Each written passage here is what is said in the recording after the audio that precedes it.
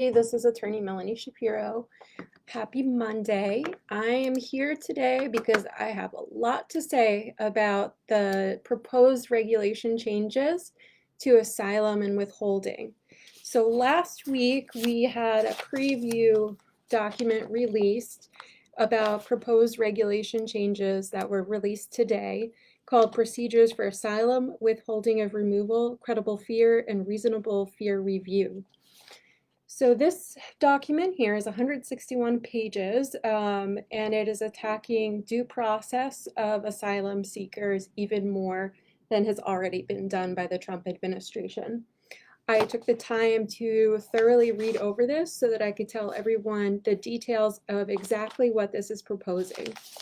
And I want to also let you know that there's a comment period open on this, I believe, for 30 days, 60 days, something like that. Oh yeah, 30 days. So the way that you can make a comment about this is via email, and I'll be posting that information later, and or via fax or mail. So I will let you know that information, and I will be uploading some templates. It's really important that we do protect our friends and family members who are asylum seekers and who already have such a tough time. So I'm going to outline everything that's being discussed in the proposed changes, and then I'm happy to take any questions related to this or to any other immigration topics as I do this video. So go ahead and leave me your comments and questions or send them in later. Okay, so the first thing is that they're proposing to do asylum and withholding only proceedings. Right now, non-citizens who have a credible fear, express a credible fear, are referred to full immigration proceedings.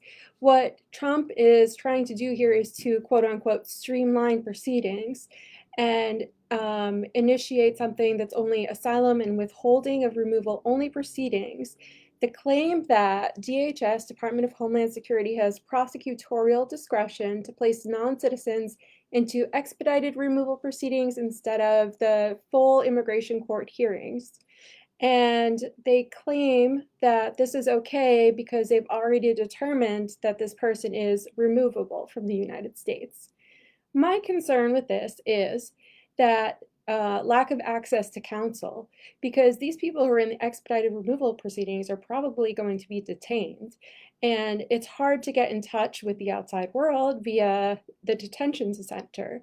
And access to counsel is really important in asylum cases because a person with an attorney is 90% more likely to succeed in their asylum case. I'm also concerned about their ability to gather evidence because, people are fleeing their countries, so they're probably not going to be bringing everything with them. And then what if this person is eligible for another form of relief, like a family petition or a waiver or a T visa or something like that? If they're in asylum and withholding only proceedings, then they might lose that right. I'm assuming they're going to lose that right to pursue other forms of relief. And also, the proposed regulations say that after someone has been determined to not be eligible for asylum or withholding of removal, they will be removed. Does that mean that they're going to be removed immediately, or are they going to be given the proper time to appeal their case? So if someone it says that they're able to appeal their case, but are they already in the country where they fear for their life when they're going to appeal for their case? And also there's the issue of bringing someone back if they do win their case. So a lot of questions about that and a lot of concerns. It takes a lot of time to prepare an asylum case properly, and streamlining this and providing less access to counsel is just going to make the people who have cases that they could win much less likely to win them. I'm also concerned here because in the asylum-only proceedings, the judge's determination is limited solely to a determination on the eligibility for asylum, withholding of removal, or Convention Against Torture relief. If not granted, the non-citizen will be removed, as I mentioned. So I think this is way too black and white. The second area that the proposed regulations are looking to change are credible fear interviews. And so for your information and background, when someone comes to the United States and they express a fear of returning to their country, then right now they're referred to an asylum officer who conducts a credible fear interview. And if they pass the interview, then they're referred to a full immigration hearing. And if they're denied, then they're referred to court for the immigration judge to do a review of the negative credible fear determination. And right now, the standard that's being used is whether or not there's a significant possibility that a non-citizen can establish eligibility on the merits at a hearing. And this lumps in asylum, withholding of removal, or relief under the Convention Against Torture.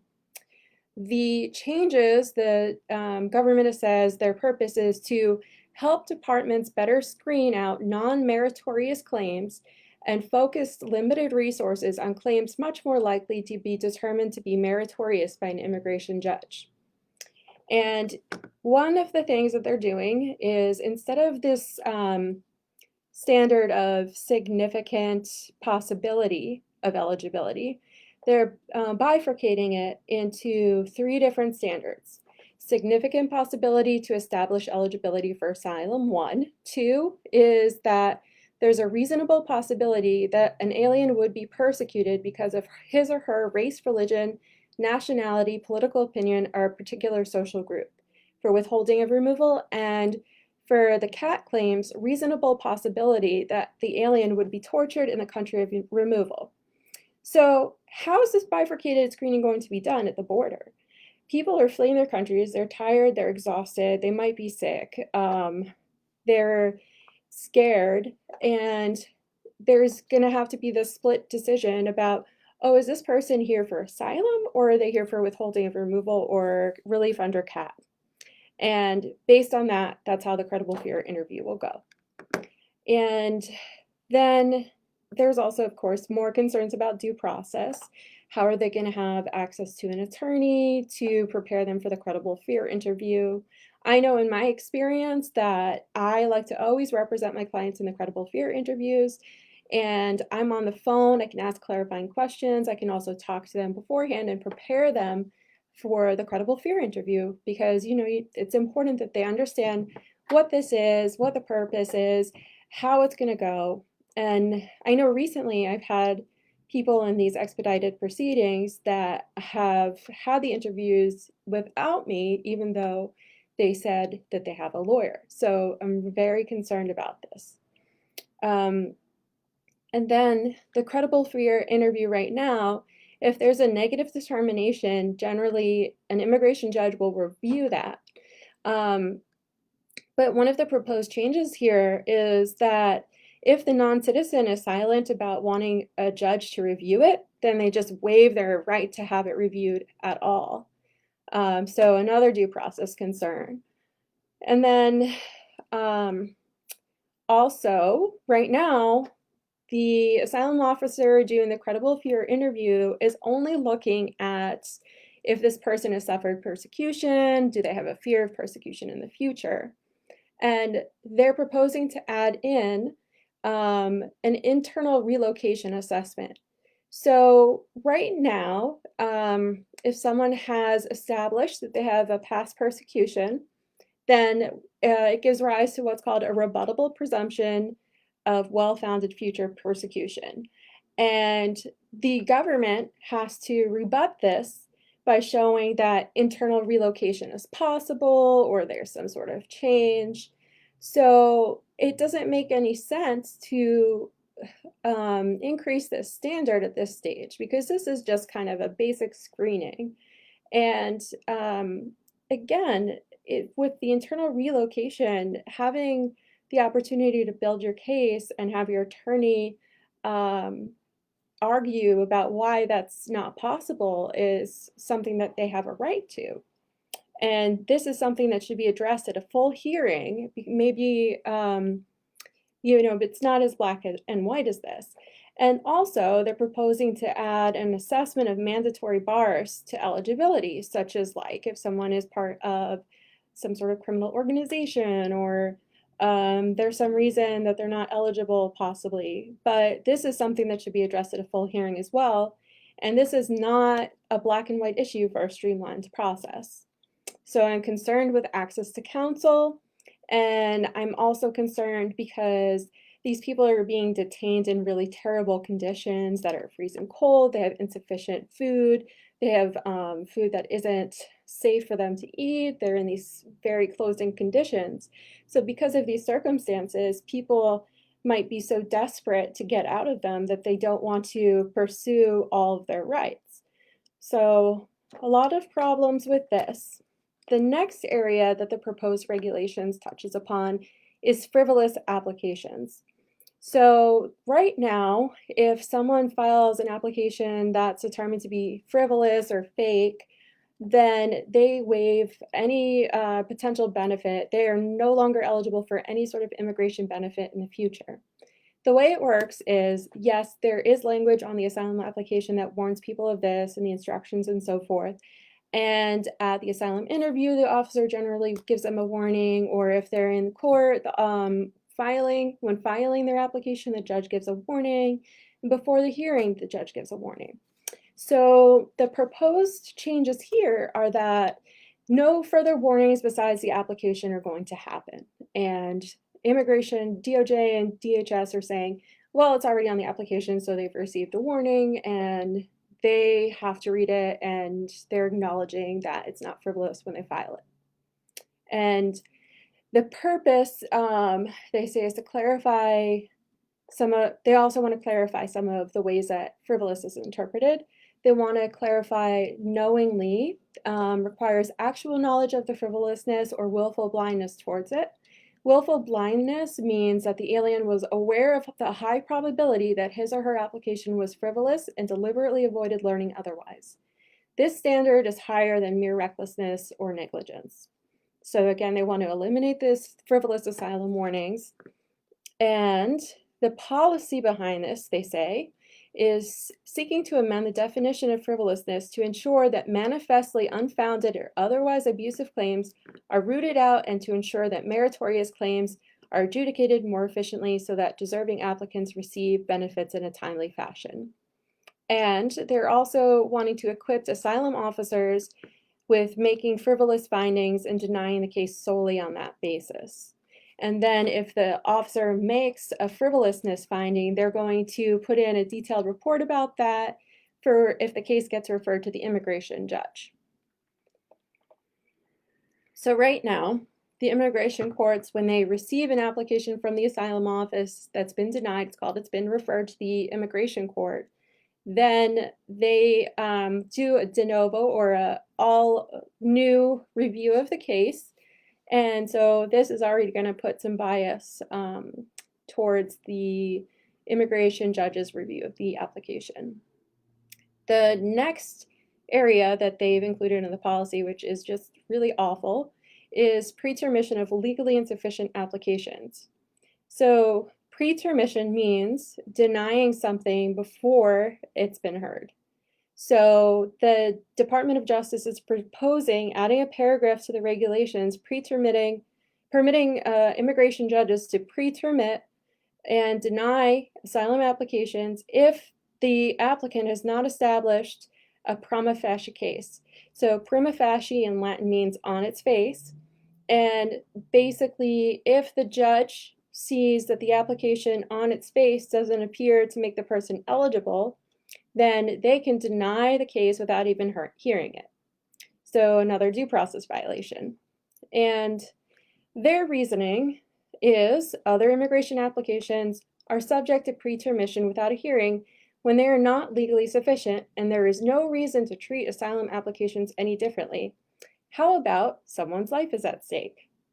So not all immigration applications are equal, and the consequences of denials of them are not equal. So this is like the most high stakes type of application. So I think that this is comparing apples and oranges here. How will this work, this whole pretermission thing? Well, the first is a notice of possible pretermission, and it can be made via motion, orally or written, from Department of Homeland Security, or sua sponte, which means on its own, by the court. So either the Department of Homeland Security attorney can request pretermission, or the judge can do it on their own. And then the parties get 10 days to respond. So 10 days is not a long time to respond to something when you probably have to do some research and write a brief. So that's very concerning as well. So the next area is changes to PSG. Particular social group is one of the bases for seeking asylum. So the 5 grounds that are protected are race, religion, nationality, religion, and membership in a particular social group, and political opinion. I don't know if I said them all, but anyway.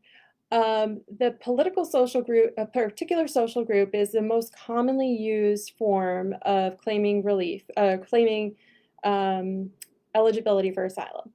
And it's been a fluid thing that's been interpreted through case law over the years. So we have all of this precedent. So what the proposed regulations purpose says is to codify or to make law of long-standing requirements and further build on the Board of Immigration Appeals standards and provide clearer guidance to adjudicators regarding whether an alleged group exists and, if so, whether it is cognizable, what is like viable as a particular social group in order to ensure the consistent consideration of asylum and statutory withholding claims. Now, that might sound great on its face, right? But there's a lot of problems with that because everyone's situation is different, and a lot of asylum cases are based on facts, and it's really a case-by-case analysis. So generally the judge has to look at the facts of the case and look at the legal issues. And constructing a particular social group is kind of an art, right? So it's not all the same ever. So what this proposed change would do is outline several bases insufficient in definitions of particular social groups. And there's so many problems with these. The ones that they mention are past or present criminal activity or associations, past or present terrorist activity or associations, past or present persecutory activity or association, presence in a country with generalized violence or high crime. So just to pause here, the association with criminal or terrorist organizations, it's also not black and white, because some people are fleeing their countries because of fear of gang violence that is targeted towards them for one reason or another.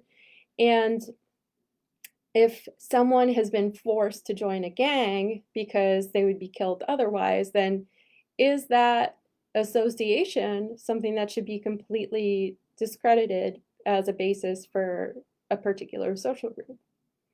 So then the presence in a country with generalized violence or high crime, what about these countries that have really high crime rates, like some of the Central American countries like Honduras or El Salvador, which have some of the highest murder rates in the world?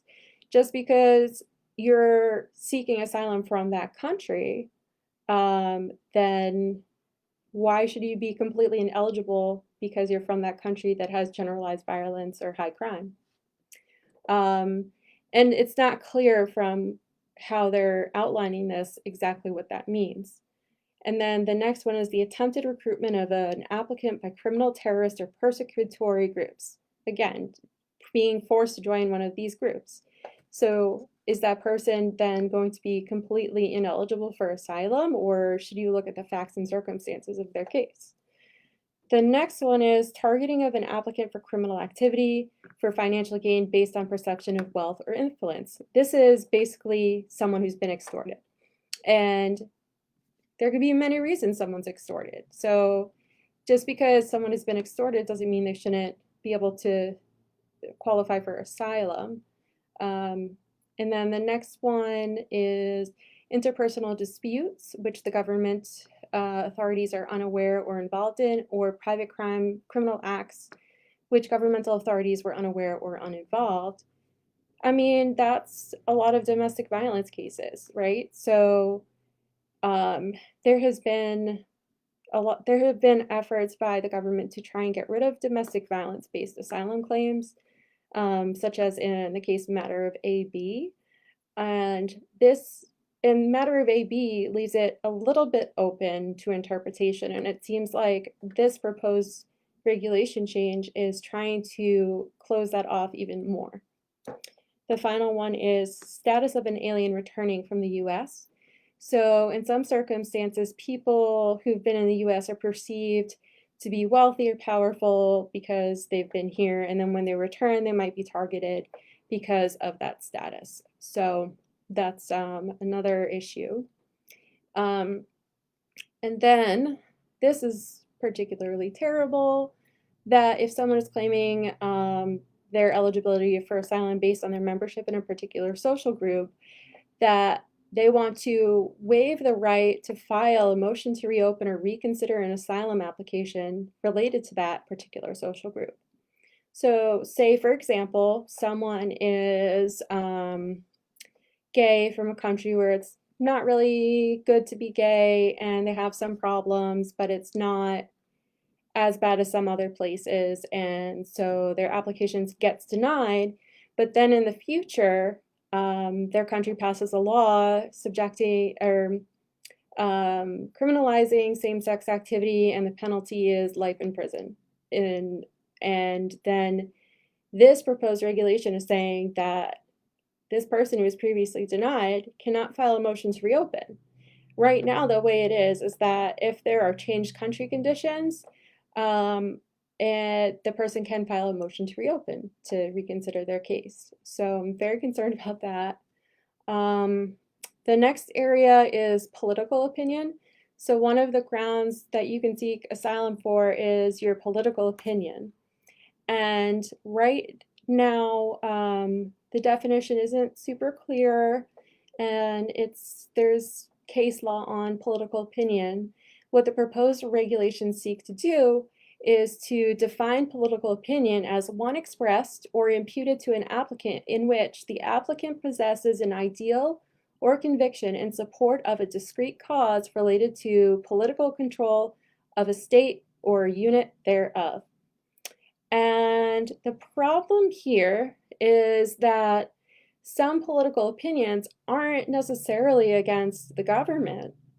They might be like, for example, in El Salvador, there's a huge problem with gang violence, and the gangs are de facto government there because they have so much power and there's a lot of corruption, and the government and the gangs are kind of in cahoots a lot of the time. So my interpretation of this proposal is that in a situation like that, political opinion in opposition of the gangs would not be sufficient. And the proposed regulations go on to say that they will not favorably adjudicate claims of persecution on account of political opinion defined solely by generalized disapproval of, disagreement with, or opposition to criminal, terrorist, gang, guerrilla, or other non-state organizations absent expressive behavior. So what is expressive behavior? Is it simply refusing to join the gang? Or is it leading a campaign against them, or what? So this is already, so gang-based asylum is already super weak based on the case law, but there are circumstances where someone could be successful on that. And so this is just going to make it even harder. The next area is persecution. And so right now, again, everything is defined by case law. So the proposal is suggesting to add a paragraph defining persecution as an extreme concept of severe harm and outlining certain things that would not constitute persecution, which include every instance of harm that arises generally out of civil, criminal, or military strife. What about the civil war in Guatemala when there was a genocide wiping out indigenous peoples? So would that be considered a harm that arises out of civil strife? So that would be an example of that being a problem. The second one is any and all treatment that the U.S. regards as unfair, offensive, unjust, or even unconstitutional or unlawful. So what about the treatment of LGBT people in Uganda? Is that just offensive, or are they still going to be protected? The next one, intermittent harassment, including brief detentions. So are we then saying that someone being detained by the police because of their political opinion or being LGBT is not going to be enough to be considered persecution? The next one is repeated threats with no action taken to carry out the threats. Right now, the case law is that if someone is threatened in person with a weapon, that can constitute persecution. So now I'm wondering, does this mean that if someone is threatened in person with a weapon, but the person didn't actually shoot them, does that mean that it isn't sufficient? The next one is non-severe economic harm or property damage. So if someone sets your store on fire, but it doesn't burn to the ground, is that not persecution? And the last one is government laws or policies infrequently enforced. So if there's a law in place that says that it's illegal to be gay in your country, but it's not enforced that much, then that isn't enough. But what if it could be enforced in the future? So that definition is definitely problematic. The next area is nexus. So nexus just means the connection between the harm that you suffered and who you are. And with nexus, you have to show that there's a connection between it. With this, in the proposed regulations, they have a list of what would not be considered nexus. Personal animus or retribution. So if, for example, someone witnessed a murder by a gang and they testified against them, then the gang attacked them as retribution for that. That would not be considered a nexus. The next one is interpersonal animus, in which the alleged persecutor has not targeted or manifested an animus against other members of an alleged particular social group. The next one is generalized disapproval of or disagreement or opposition to the criminal, terrorist, gang, guerrilla, or other non-state organizations. Resistance or recruitment or coercion to such organizations, extortion, criminal activity, perceived past or present gang affiliation. This one is a problem because if somebody was a member of the gang and then they wanted to leave the gang and they were attacked for wanting to leave the gang, they could be, that should be a particular social group, right? Because they fear that if they return to their country, they might be killed because they left the gang. And well, what the proposed regulations are saying is that that is not going to be a nexus. The one that I find most disturbing is gender. So gender is, in matter of Vicasa, which is the seminal asylum case, sex is said to be a possible group, cognizable group for particular social groups. So this is long established that gender can be the basis of a particular social group. So their argument here is that, well, gender, you can have the whole half of a population using that as a nexus. But what this doesn't take into account is that there's other requirements for asylum, such as you have to show the past persecution and a well-founded fear of future persecution. And you have to show the connection between the persecution and then gender. So it's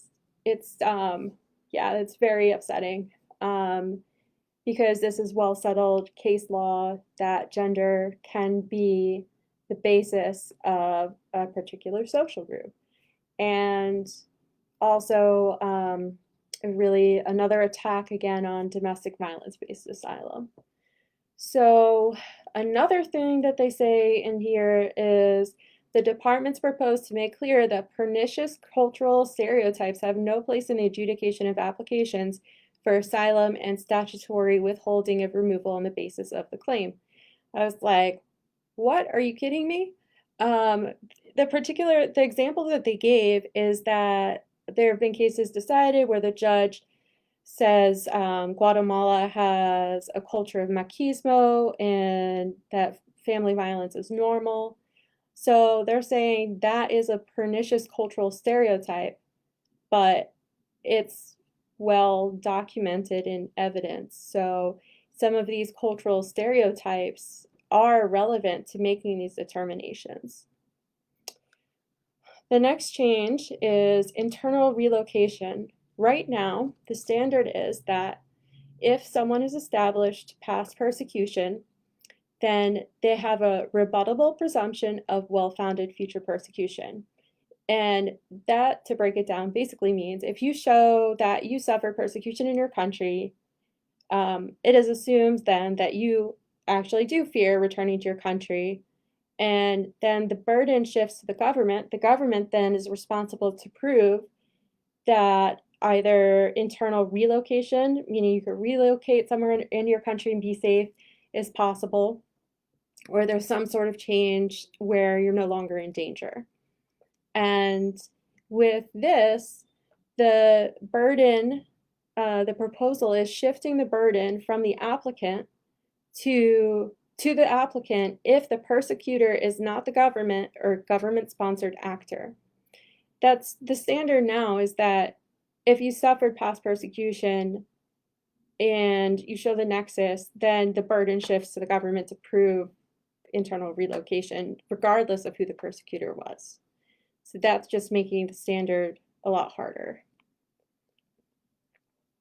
The final thing, well, a couple final points, is that the proposals are saying that with the determinations, now the judges have to look over these factors to make a discretionary determination. So not only do you have to establish you're eligible for asylum, but also that you deserve asylum. And in order to deserve it, you have to look at these 9 factors. 1, if the applicant spent more than 14 days in another country, whether or not they could seek asylum there, and they did or they didn't. The next one is, did they transit through another country? 3, do they have any criminal convictions? Which is interesting because for some of the people who are applying for asylum, they've been arrested because of who they are, such as if they're gay, or they've been arrested because of their political opinion, that they oppose a dictatorship. And so it's interesting to see how those criminal convictions would be treated. The 4th one is unlawful presence in the United States for more than 1 year. So generally when you come into the United States, you have to apply for asylum within 1 year. But a lot of people are so traumatized and are suffering very severe post-traumatic stress disorder, other issues like depression or anxiety, that they're like literally unable to do anything. So the effects of the trauma then could be counted against them. The 5th one, failure to file taxes. 6, prior asylum denials. 7, withdrawal or abandonment of an asylum application. 8, failure to attend a hearing or interview, or aliens who have a final order of removal. So right now, the discretion is on a case-by-case basis for the judge, and now they're going to have to make these 9 findings. Then right now, the other one that really bugs me is the rogue officials provision they're trying to add.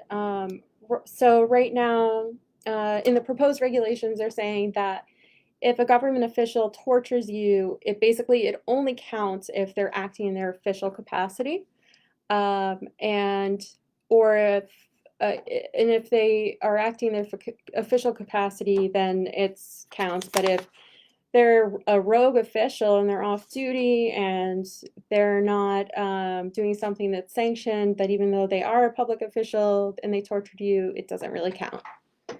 So that has been great, great reading today. It's very troublesome, and I hope that once I post the information about how to oppose some of these regulations, that you do take action and mobilize other people, because asylum seekers have it really tough now. And since the administration has taken office, they've been basically strangling the due process of asylum seekers. And I think it's important that we help out our friends and neighbors in this difficult time.